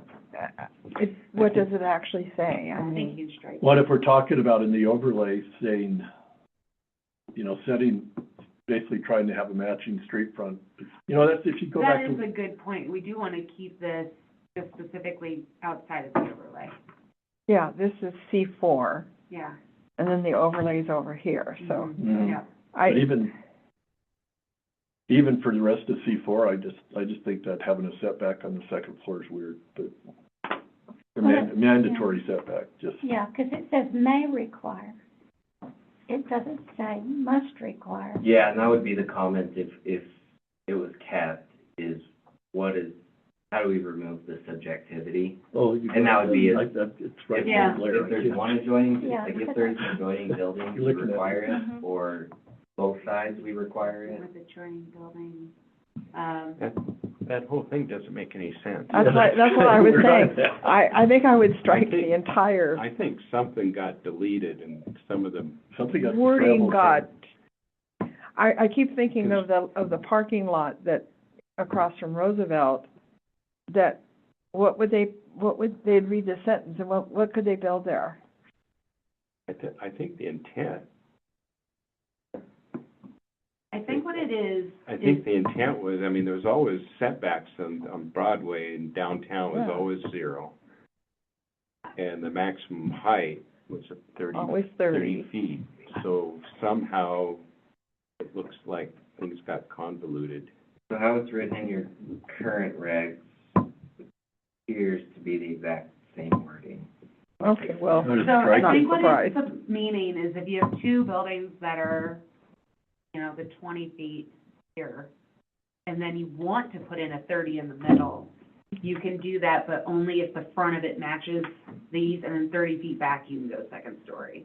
So as opposed to having up, down, it would be straight across, low, and then behind it, it has like a weird, that's just an odd-looking building. yeah, no, that's a terrible I design. just can't imagine you, Chelsea, being in favor of this. No, I'm not, like, again, I personally don't, like, I'd rather just say, like, build it how you wanna build it. Let's go build Architecturally- towards a 30-foot Yeah. pushback. Architecturally, this would be an ugly building. I think the intent, it would be, if we have 0 setbacks, you're gonna want to basically have But we don't- the second story match the first story. I don't think one. You want it Well, but 30 in the feet set- back. In the parts of C4 that aren't in the overlay, they all have a setback, so then it would be really weird. No, I think just strike this whole bit. I vote for striking the whole bit. All of 8. Okay. And, yeah, We do have a maximum height too, though, somewhere, right? Yeah, we do. Yeah. I think it's 30 feet. Yeah. Scroll back. We have a memo. The only place we have it 40 feet is in the community entrance. C3 North, right, yeah. Yeah.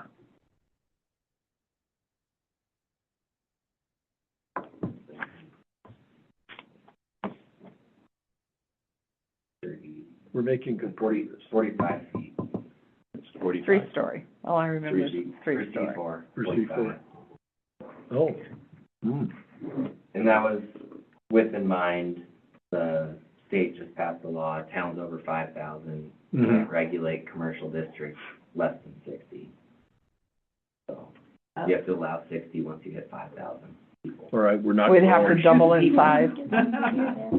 We're growing, but not that. Or go back to where we were in 1900, depending on how you want to look at it. Yeah. That's always Same, open the possible. mines again. So go ahead and strike that. I Section eight. think, I think that's I'm okay with it. I'm okay Yeah. with that. Mhm. Yeah. John? No. John? We forget you're there. It's okay, I'm okay with it. Oh, you guys can't see him nodding on that screen, sorry, but Yeah. he's nodding. Yeah, I But feel like he's we need nodding. screens now with all this tech. So to see who's on the Zoom calls and see their faces, and then also see what we're working on here. Okay, More TV. I'm curious what you put in for, on 9. it's a similar comment of, I guess, what's the reasoning for having a ground floor height? Are they talking about inside the building? Yeah. Yeah. Floor to ceiling height of the I- ground floor I- shall be 10 feet. I don't think I want to regulate the inside. I think that's trying to keep, so. Your kinda windows. builds- It kind of builds on 8, so your 10 feet height has to go back at least 20 feet, and then you can do your tall thing. Yeah, get rid of it. I don't know why we would regulate it. That's my Yeah, get rid of it. concept here is, since when do we I regulate think the it was trying to inside? just keep uniformity if people came in and built a building, of every new building's gonna be 10 feet tall for that front. That's, bit. that's kind of the historic. I mean, the first floor is typically 10 feet, Again, 10-foot ceiling. that might be appropriate in the And overlay then you've got, portion. you know, that allows for the skylight window.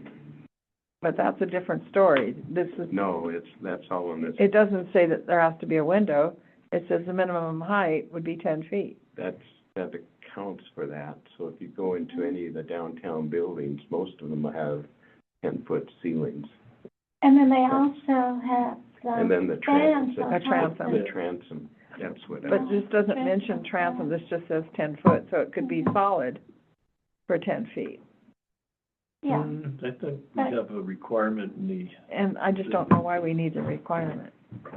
I think the requirement, I'm guessing that the requirement got put in there way back when most everything we had was built the same way because of whatever reason they may have had them. And some of that may have been ventilation or, you know, Right. larger, But things like that. this is the whole district too. It's not, we have to keep Yeah. remembering it's the whole district. Mhm.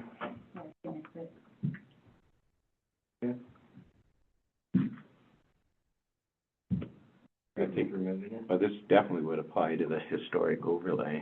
Yeah, to me, Yeah, but makes since sense it's there. in here, we need to get a lot more specific in our Mhm. historic overlay. Okay, we'll put a note to add it in the historic overlay, but remove it from here, from C4. So now we're into public district standards, which a lot of these, we didn't have changes yet, between public district and overlay, just because, a lot of that was gonna come from your previous feedback on specific things you wanna see. So we will start diving into it and incorporating the changes, but it'd still be worth going through if anyone has comments. In one, it should probably be amount of land instead of mount of land. Yeah, there's a couple Yeah. typos in there.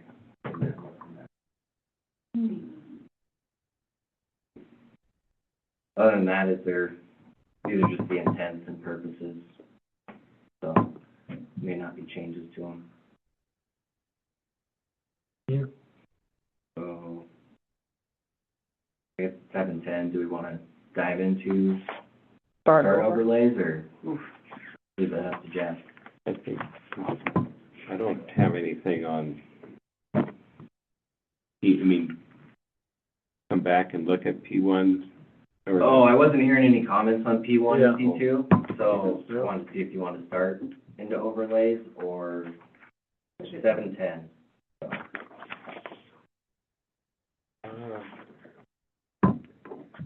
Probably give it about 5 more minutes. So you said that you're gonna look at the public district standards and come back with wording, or are we leaving those the way they are? Those are just the purposes and intent, so They're there's real not, basic. there's not really district-specific standards for those unless you want to add any. You don't have any existing ones, and I guess we don't have any proposals for any. But we are going to get proposals for them. Not for public, because I guess we haven't really heard a whole bunch of how you want to limit it other than uses. So this would be like if you wanted a requirement for parking lots in P1, how you want those set up, or buildings need to have roof angles. I mean, shouldn't they have to follow the same rules as everybody else? Such as? The aesthetic, like, if you're gonna have somebody in C3 North and they have to look good, we don't have anything telling you have to look good in P1. In public, Yeah, exactly. so, Or P2 for that matter. yeah. Yeah, Although we don't have much control of schools. not how it's written. No, We actually don't legally, so we don't have control over other municipalities. Mhm. So like the county building that they're building, Mhm. it's gonna our be what it zoning is. is suggestions. Yeah, Cool. we don't have any control over what city. But a potential new police department, Pardon? department. Well, if that's us, we have to adhere to our building codes. Right. But other That's what I'm saying. other government agencies do not. So, in other words, P2, Doesn't matter. we can't, right, but, We can make suggestions in there, Yeah. but can't actually regulate it. But with the concept of the ice rink, if it goes in at Lions Park, I brought it up, and I don't know if it hit as far as land use and planning, maybe, is that there is going to be a parking issue there, and they haven't really gone crazy with that. And one of the couple fixes that I had was one taking out the horseshoe pits and turning that into a parking lot. So, just mostly for safety as well. If you've ever seen a mother getting her children out of the car there to go play, and she leaves her car door open, she opens the back car door to get the kid out of the car seat, and the road is exactly 2 car widths wide. It's really an unsafe place to do that. And at some point, somewhere down the line, and probably sooner than later, we're gonna have a parking issue along that stretch. And so either the basketball courts go bye-bye and or you use, volleyball. and you use the ice rink as a summer basketball court, or the horseshoe pits or the picnic tables, somewhere on that end would make more sense for parking, sad but true. I mean, I'd really rather have it behind the dentist office and the Silver Strike, but that's the basketball. But at least maybe basketball courts could be moved in the summer. So But- the standards of general applicability, so parking, hillsides, all that, that'll apply to P1 regardless. So the city will have to follow parking. Because it's city. Yeah, because it's city, they have to follow their standards. General applicability applies to all zoning districts. So are we making a distinction between P1 and P1P anywhere? Because So P1 We looks like haven't. it's, like, your map is actually the only spot that makes a distinction. That references that.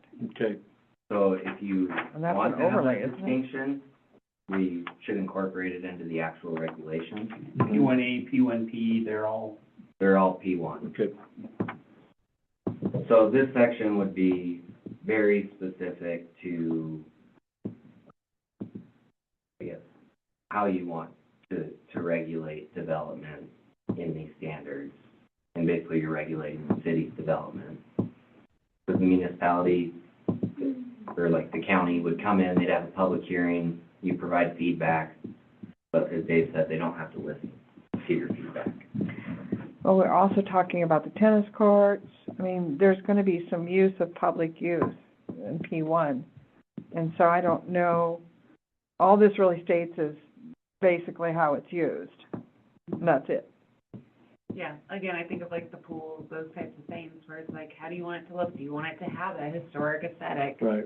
The chambers in here, Well, like, I guess just as a question, Greg, I don't remember when we were going through the different uses before, if we made anything conditional or if everything under P1 was permitted. Government buildings and facilities are conditional in P2.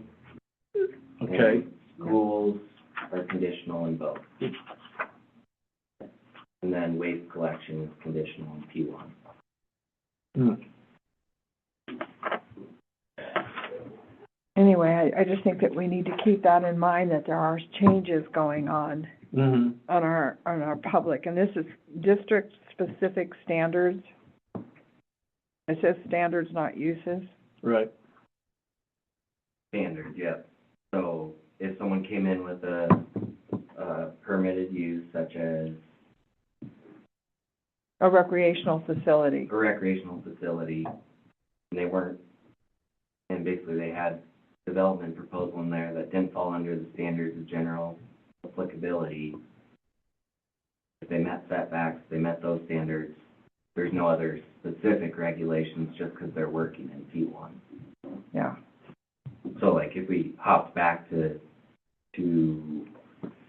like C4 and C3, we said if you, like, we're not going to issue a zoning permit in C4 until you get an approach permit from MDT. That's specific to C4. Right. Doesn't apply. So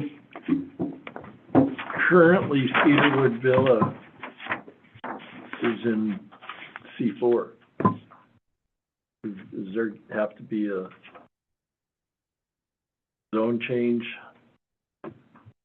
For them to do what they're doing. Right. I know, my understanding is not, but, so where So do we Cedarwood need to Villa is, it's getting torn down and they're putting their county facility, right, Right. is currently C4. C4. That's a fuzzy one again because it's county. My recollection is they came in and looked at it initially before they understood that and designed it with that in mind. Right. But, yeah.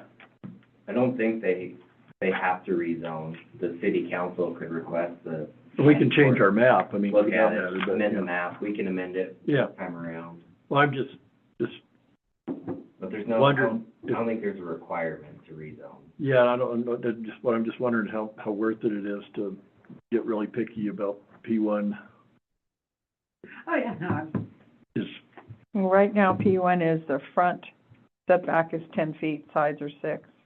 Rear is 5, alley is 0, height is 35. And I mean, we really have nothing in here.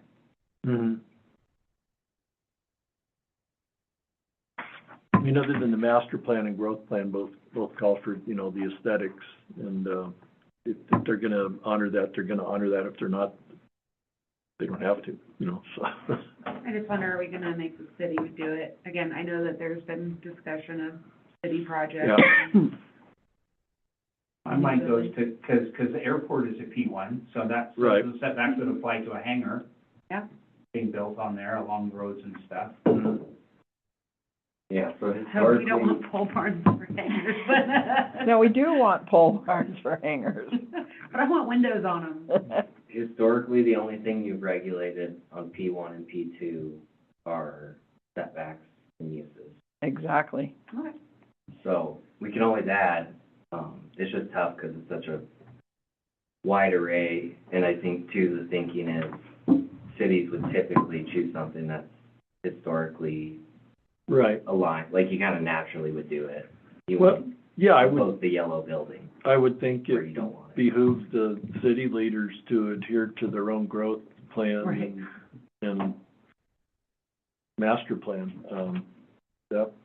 And I right now, think the city has to. Well, I don't think, the yeah. county has to. No, you can't, county, we can't regulate, but, you know, it's, I think, we don't need to get specific about the language I for would be P1, curious to get but- the input from, again, you guys are dealing with, I forget the last time we counted number of municipalities and counties and stuff. I'd be curious if there's any lessons from there that we ought to be looking at and considering, just from a recommendation standpoint. Yeah, we'll take a note that, I'm not saying we want to be East Helena or Dillon but again, you guys have another dozen out there. Yeah, What should we learn from them?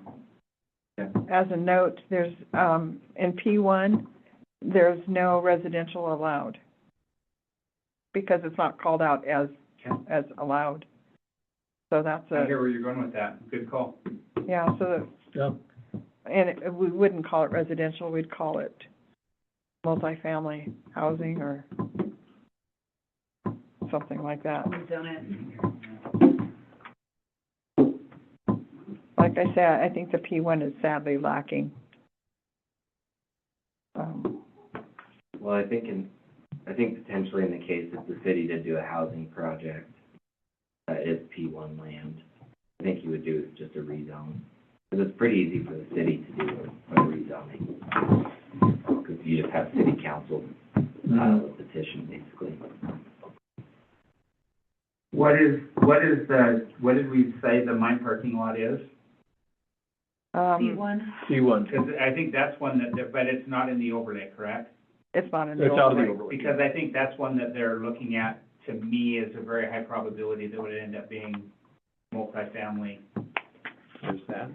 The mine parking lot down across from the Roosevelt, Yeah, that has a very, just, I don't know from, but just when that went for sale and there's all those immediate offers on it, in my mind, that, and the people I know who had expressed interest in it, that's, locals, that's what they would have done with it, is housing, so.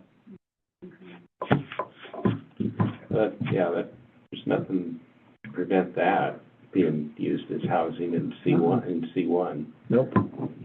It's mixed use, mixed residential. So what are you suggesting, Sandy, that we, I just think that we need to really look into the P1. I don't think P2 we can do anything because of the schools, but the P1 we really need to concentrate on what we will and will not allow and whether there are going to be design standards. I mean, we have a observatory up there with no design standards, and it looks that way too. So we need to really look on our public lands. I mean, they could all be conditional uses, a conditional use permit, but there should be some rails put on that. do you have some examples from some other communities on how they deal with it? Yeah, we'll look at the regs for the 5 or 6 different recent regulation updates we've done, and see what they're doing for their public lands. Okay. Yeah, I mean, I guess I understand what Sandy's saying, like, if they decided to put the ice rink, if it was decided to do it in Lions Park and they wanted to put a place for their, Zamboni, yeah. Yeah, that would need to, what's it gonna look What's it like? gonna look Or even at the top of the hill, we still care what it looks that's like. true, yeah, definitely up there. Just because you drive by it every day. Well, Because that's our job, is to care what it looks like. well, Yeah. we care about aesthetics, we want that's an entrance to the city, so, Yeah. Well, and again, if we don't want a bright pink hanger, Stucco. a stucco hanger, oh, God. Well, it's 7:25, so where do we pick up next time? Do we need to have more discussion on the P1 then, a little bit? Well, Nick, Yeah. yeah. Come back with some thoughts or ideas, and then we can move on to the overlay section. Yeah. So I think there's gonna be a conditional use review next meeting, right?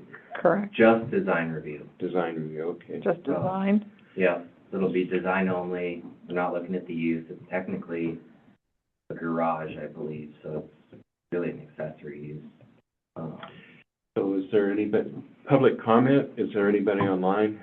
We do have one person online. Is, anybody online who would like to make a public comment at this time? Mr. Chairman, I'm not seeing a hand or an unmuting mic or a camera, so. All right, written correspondence from staff communication updates. Just the design review hearing next week. We'll get the staff, 2 weeks. We'll get the staff report distributed, by next Wednesday. And then we're still in review for Spires subdivision. Sufficiency is due the 19th. There's a decent chance, I guess, we have to go back and forth again, so still probably not till June before anything comes up with that. And I'm gonna be out of town on the 25th. Oh, okay. Vice Chair Sandy. Have you seen me roll my eyes? That's March 25th, Jeff? And Jeremy will be back and available for that remotely. That's the design review only. And if I'm in a motel, I can probably join remotely, but I don't know where I'm gonna be. Enjoy your day. Yeah. In the desert somewhere. In the desert somewhere. I will not be here as well. Uh-oh, now we're I down don't think I to, wanna wake up at 5 o'clock in the morning. No, that's okay. Oh, yeah. you don't? I'll be here. You're gonna be I'll here? be here. John, and you're gonna be here next time in person, John, correct?